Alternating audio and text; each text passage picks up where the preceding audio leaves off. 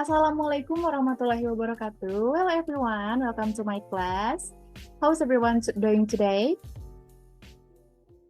Great, Miss. great, ma'am.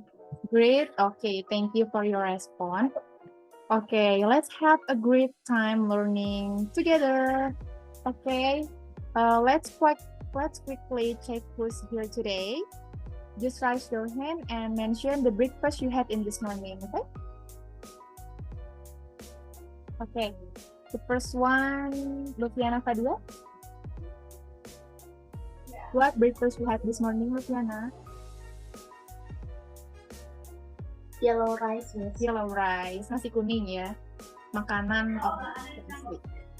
selanjutnya next, Yayang Nenden. With nugget, Miss. Nugget, oke. Berarti Yayang Nenden suka yang instan-instan ya. Thank you Yayang Nenden for your response. Next, Clara Widya.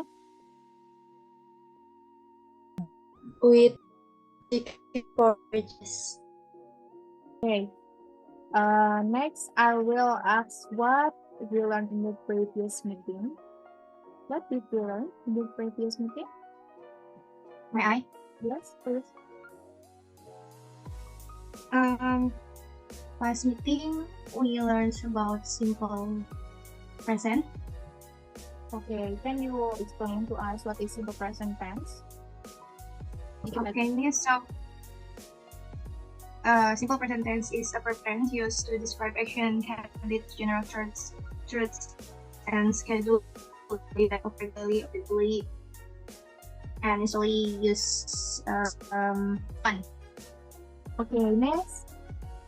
Let's start by thinking about the time when you tried to confine someone to something. Maybe it was convincing time to watch a movie with you or persuading your parents to extend your curfew. Take a moment to remember that experience. Jadi kalian silahkan pikirkan ketika ada yang mengajak kalian untuk melakukan sesuatu, seseorang untuk melakukan sesuatu, mungkin itu diajak oleh teman untuk nonton TV atau diajak orang tua untuk bersih-bersih. Oke, silahkan dipikirkan, saya beri waktu 2 minutes.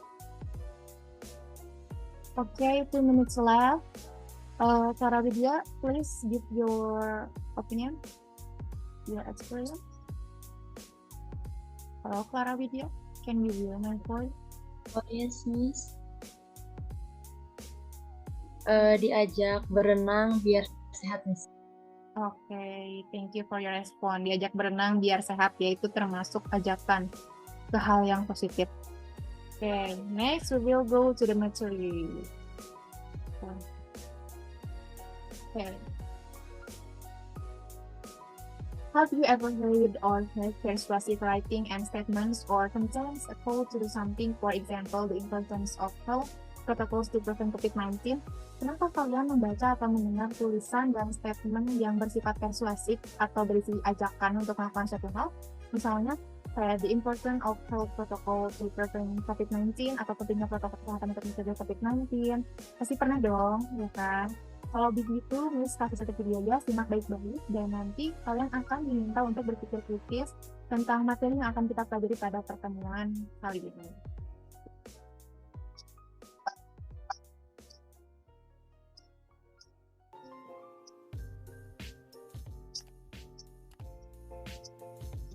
Kamu tahu tidak, kuman itu ada di mana-mana dan kita tidak bisa melihatnya dengan mata telanjang. Ia bisa berada di benda yang biasa kita pegang atau sentuh, lalu menempel di tangan. Waktu kita menggosok mata atau memegang hidung, kuman itu masuk ke dalam tubuh dan kita bisa menjadi sakit. Kuman-kuman itu juga bisa menyebar melalui udara, air, dan barang-barang lain yang kita jumpai. Serem ya, jauh-jauh deh para kuman, jangan dekat-dekat, kita kan takut. Iya kan teman-teman? Terus gimana dong supaya kita jauh dari kuman dan bisa hidup sehat? Tenang, aku tahu caranya. Kita harus pintar menjaga diri dan lingkungan. Menjaga diri itu bisa kita lakukan dengan mudah dengan cara rajin mencuci tangan pakai sabun, mandi, dan memakai pakaian yang bersih. Kalau semua anggota badan kita bersih, kuman pasti jauh. Menjaga lingkungan tempat kita bermain dan belajar juga penting. Karena lingkungan yang bersih akan membuat kuman jauh dari kita. Menjaga lingkungan itu juga mudah kok. Kita harus biasakan membuang sampah pada tempatnya. dan membersihkan sampah yang ada di lingkungan kita. Tuh kan, jaga kebersihan diri dan lingkungan itu gampang. Ayo, lakukan sekarang bersama teman-teman yang lain ya. Oke. Jaga lingkungan itu penting ya, sama gitu guys. Can anyone conclude what the video is about? Ada yang bisa menyimpulkan video tadi itu tentang apa sih guys? May I, Miss? Oke, please Clara. Video tersebut itu berisikan ajakan untuk kita semua untuk menjaga diri dan lingkungan. Oke, thank you para Budi Sukmawan atas responnya ya. Oke, nah kita mulai masuk ke materi yang tentang ringan. Today we're going to learn about hartatory exposition. We will explore how to present arguments in a persuasive way. By the end of the class, we will be able to understand the main features of hartatory exposition and create your own persuasive piece. Oke. Sebelumnya saya akan menjelaskan terkait dengan learning objectives ya guys. Di materi hortatory expression ini kalian akan be able to identify the generic structure and language features in hortatory exposition by providing and sharing information related to views, opinions, and current topics that are widely discussed.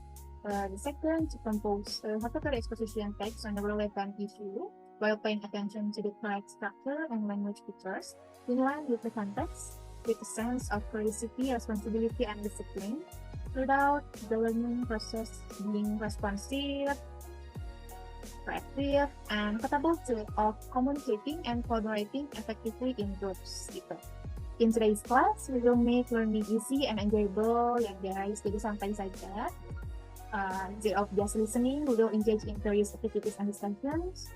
Selain berdiskusi, kalian akan mendapatkan kesempatan untuk bertanya, untuk berbagi pikiran, dan bekerja sama nanti di akhir dengan teman sekelas kalian. So, get ready for an interactive and fun learning experience. What do you know about hortatory exposition setelah kita tadi sudah menonton video? Ajakan untuk melakukan sesuatu, Miss. Oke, thank you Lena udah respon. Bener banget, jadi hortatory exposition itu emang ajakan untuk melakukan sesuatu to persuade other people. Oke, kita langsung, karena tadi sudah ada yang mention hortatory exposition itu apa, dari Lupiana Fadian ya tadi, yaitu ajakan untuk melakukan sesuatu. That's correct, that's 100 correct gitu. Okay. That's the definition of hortatory exposition. Hortatory exposition is a type of spoken or written text that is intended to explain to the listeners or readers that something should or should not happen or be done. Jadi, hortatory exposition ini adalah jenis teks persuasif yang digunakan untuk menjelaskan apakah sesuatu tidak boleh atau boleh dilakukan. Kayak tadi di video, kita itu harus menjaga kesehatan, kebersihan diri dan lingkungan. Itu berarti adalah something should happen, gitu guys. Paham di sini? Oke, karena tadi disebutkan ada the importance of health protocol to prevent COVID-19, itu contoh salah satu dari teks hortatory exposition-nya. Yang sekarang kira-kira setelah tadi mengetahui beberapa hal terkait ada video, contohnya, terus ini ada definition of hortatory exposition, ada yang bisa menyebutkan nggak? Apalagi topik selain yang disebutkan tadi. Coba pergunakan browsernya ya untuk search. Miss beri waktu 3 menit untuk search contohnya dari teks hortatory exposition itu ada apa aja topiknya. Okay, 2 minutes from now. Siapa yang udah? Hi, Miss. Okay, Yayang Nandon please. So, the importance of trust management. School should allow students help a message is possible to blame for the obesity problem. Okay, it can be the topic of hortatory exposition ya, karena di judul tadi yang sebutkan the importance of trust management, right? Jadi pentingnya untuk mengatur sampah gitu ya, ada sampah yang bisa didaur ulang dan sampah yang nggak bisa didaur ulang gitu. That's good ya yang bilang. Thank you for your response. And in other words, the main function of hortatory exposition text is to persuade, untuk mengajak the readers or the listener that something should also not be the case. Oke, sampai definition ada yang ingin ditanyakan? May I, Miss? Okay. Please, Manden, go ahead. Karena sebelumnya nih saya pernah belajar Analytical Expo yang menurut saya itu agak mirip nih. Jadi apa nih perbedaannya dengan Hotatori? Terima kasih. Okay, that's good question. Sebelumnya kalian pernah belajar analytical exposition, yang mana itu tuh kayak sama juga mengajak ya yang ini. Terus apa sih ini bedanya antara analytical exposition sama horizontal exposition ini gitu kan? Then what is the basic difference between analytical and hortatory exposition? Sebelum saya mention, kira-kira ada yang menyebutkan nggak? Kan sebelumnya udah belajar analytical tuh kan? Ada yang mau menyebutkan? Mungkin masih bingung ya, karena emang hortatorinya juga belum terlalu mendalam. Nah, jadi perbedaan antara hortatory dan analytical ini tuh terdapat pada purpose, terdapat pada tujuannya, yaitu analytical to make readers or listeners aware of an important issue, untuk membuat pembaca atau pendengar itu memperhatikan, memberikan perhatian kepada isu-isu yang penting. Gitu. Sedangkan hortatory exposition ini sendiri itu to persuade the reader or listener that something should or should not be the case, untuk memaksa pembaca untuk setuju pada isu yang kita angkat, bahkan mengikuti saran yang kita berikan. Kayak tadi kan ada yang diajak ngaji buat masuk surga, berarti itu tuh kayak sengaja tidak tidak secara langsung memaksa si pendengarnya yaitu untuk ikut ngaji. Okay, next we are going to talk about the generic structure of hortatory exposition. Okay, the first one is thesis. Nah, untuk thesis sendiri itu statement or announcement of issue concern. Jadi pada bagian ini tuh pembaca atau pendengar ini bisa melihat mengapa si penulis memberikan pendapat terhadap hal yang menjadi topiknya gitu. Kayak tadi di video sebelumnya ada yang bisa mention kira-kira si penulisnya tuh pengen atau si pembicaranya itu pengen kita tuh ngapain coba? Menjaga kebersihan, Miss. Iya, benar. Nah, untuk yang kedua ada arguments. Arguments is reason for concern that will lead to recommendation. Jadi biasanya dalam hortatory exposition itu terdapat lebih dari 2 argumen. Semakin banyak argumen yang ditampilkan itu, pembaca akan semakin percaya bahwa topik yang dibahas adalah topik yang penting atau membutuhkan perhatian. Terus yang ketiga ada recommendation. Recommendation sendiri adalah statement of what should or should not happen or be done based on the given argument. Jadi yang kayak tadi kita tuh harus gimana-gimana, itu rekomendasi dari si pembicara dan si penulisnya gitu ya. Oke, selanjutnya kita akan membahas tentang language features. Oke, language features yang pertama ada using simple present tense. Tadi di pertemuan sebelumnya sudah kita bahas simple present tense itu apa. Kira-kira ada yang bisa mention lagi nggak? Coba Clara, bisa sebutin nggak simple present tense secara simple itu apa sih? Secara sederhana. Okay, Miss. The simple present tense is a verb tense used to describe actions, habits, general schedule events that occur regularly or repeatedly. Oke, simple present tense itu berarti pakai verb berapa sih? Verb 1. Verb 1. Berarti di hortatory exposition ini tuh pakai verb 1 ya, kayak I go to the school kayak gitu. Jadi using simple present tense to express general thoughts, facts, and opinion, it gives a sense of certainty and emphasizes the relevance of the topic. And the second is using modals. Ada yang tahu modal itu kayak gimana? Bukan modal uang ya. May I, Miss? Yes, please. Model like there are can, could, may, might, shall, should, will, would, and must. Okay, thank you, Manden, for your response. Great. Yeah, great answers. Next, the third is using action verbs. Action verbs are used to describe specific action or activities, emphasizing the need for immediate engagement or change. Ada using thinking verbs, using adverbs, using adjective, using technical terms, using general and abstract noun, using connective or transition. Okay, here I have example. The title is Never Try Smoking. Coba saya minta Clara untuk baca paragraf pertama. Yes, Miss. A lot of people, especially teenagers who do not smoke, always want to try smoking. They know it is bad for them and all, but it is just something they want to try. So they ask one of their smokers' friends for a cigarette. Admittedly, they firstly cannot light it on their own, so they ask his friend to do it. Then they inhale that cigarette and smoke occasionally. Oke, thank you Clara. Selanjutnya yang Nenden silahkan baca paragraf kedua. Okay, Miss. Apparently, that makes them the born smokers.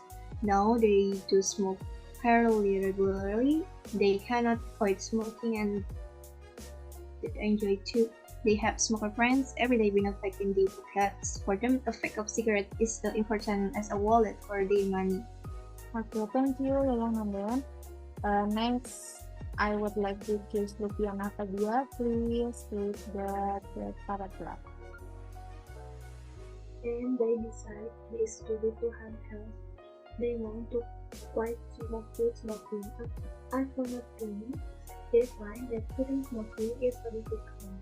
Why can I stop smoking? I really want to stop it. It is hard to because nicotine is probably addictive. Cigarette is one of the most efficient drug delivery devices ever devised. As a result, when people try to quit smoking, they often experience massive nicotine withdrawal symptoms such as anxiety, irritability, headaches, depression, and restlessness. So thank you Lupiana. Next, I want to choose Clara again to read the next paragraph, please. Well, still want to try smoke?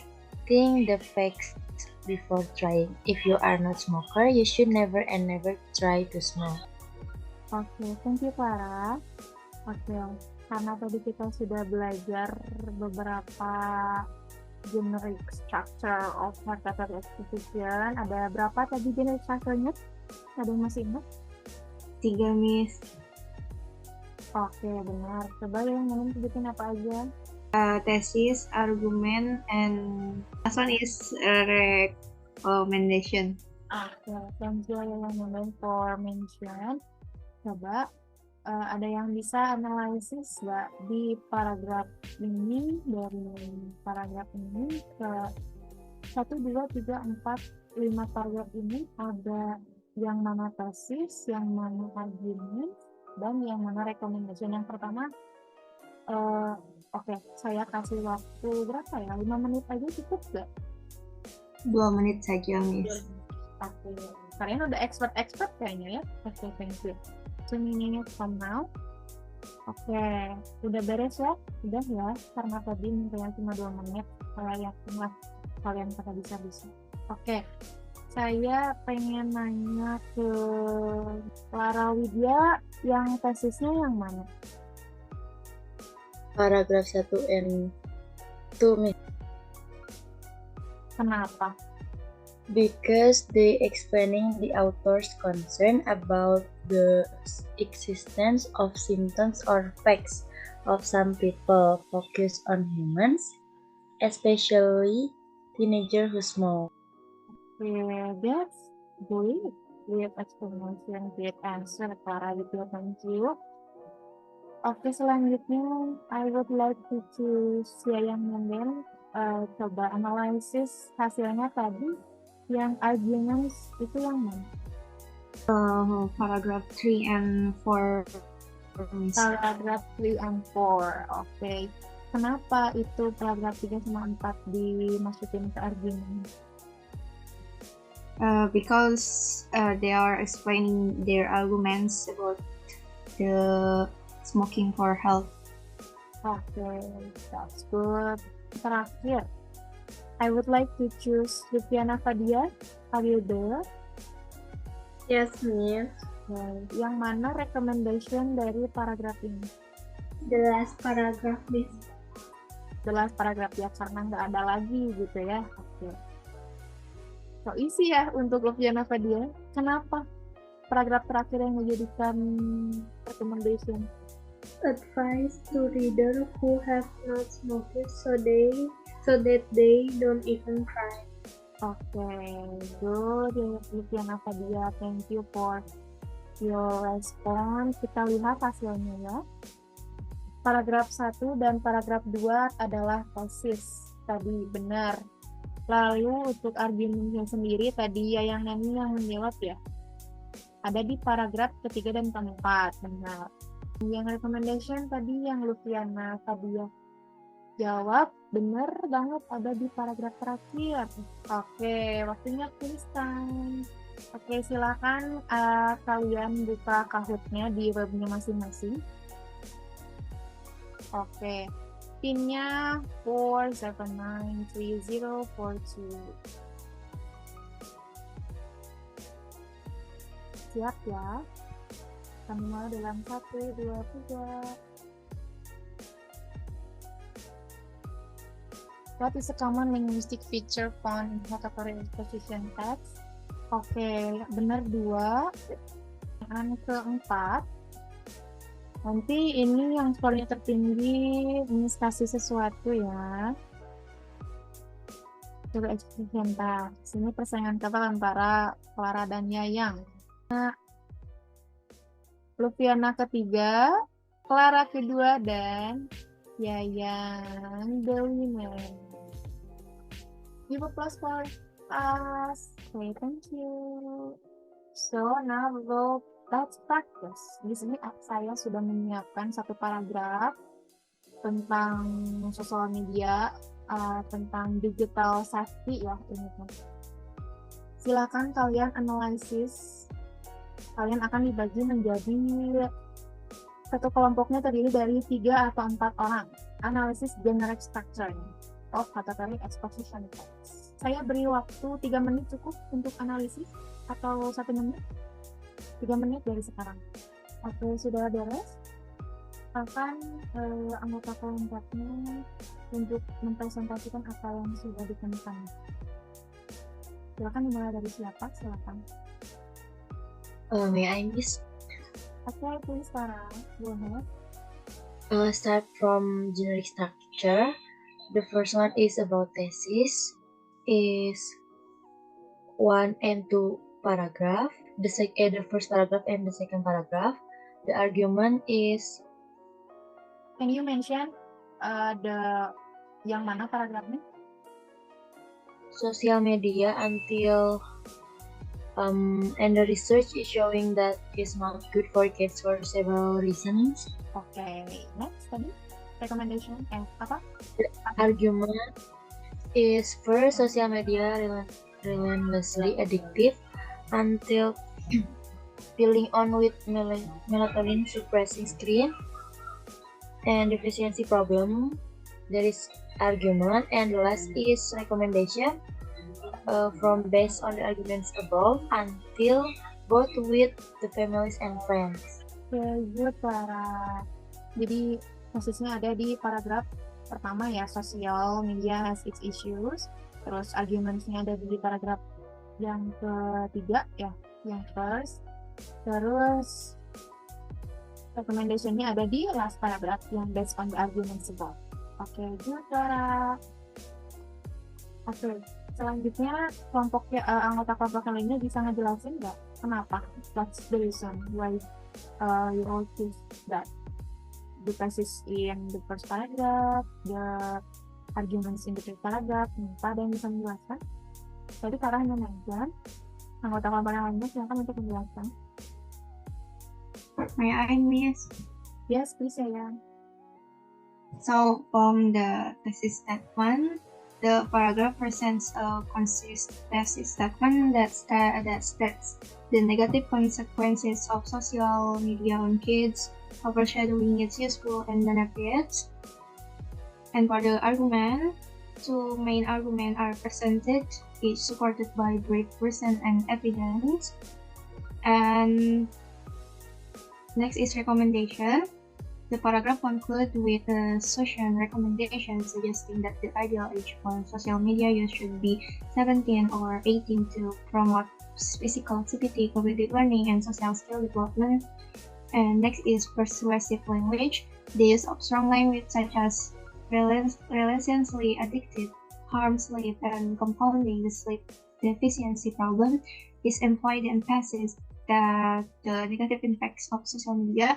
And the last one is evidence. Although brief, the paragraph mentions expert opinions and recommendations screen time for kids to support the arguments. Overall, the paragraph effectively presents the language feature of hereditary position in a concise manner, conveying the negative effect of social media on kids and providing a clear recommendation. Oke, good yang mending. Give applause for yang mending kelompok kalian. Benar tadi ya, berarti kata prescription is a conscious manner, conveying the negative effects of social media on kids and providing a clear recommendation. Jadi sosial media itu menurut dia itu mempunyai negative effects buat anak kecil gitu. Okay, finally we are come to the last agenda. I would like to say thanks again for all my students. Hopefully this material will give benefit for you all. Thank you for your attention. See you in the next meeting. Wassalamualaikum warahmatullahi wabarakatuh.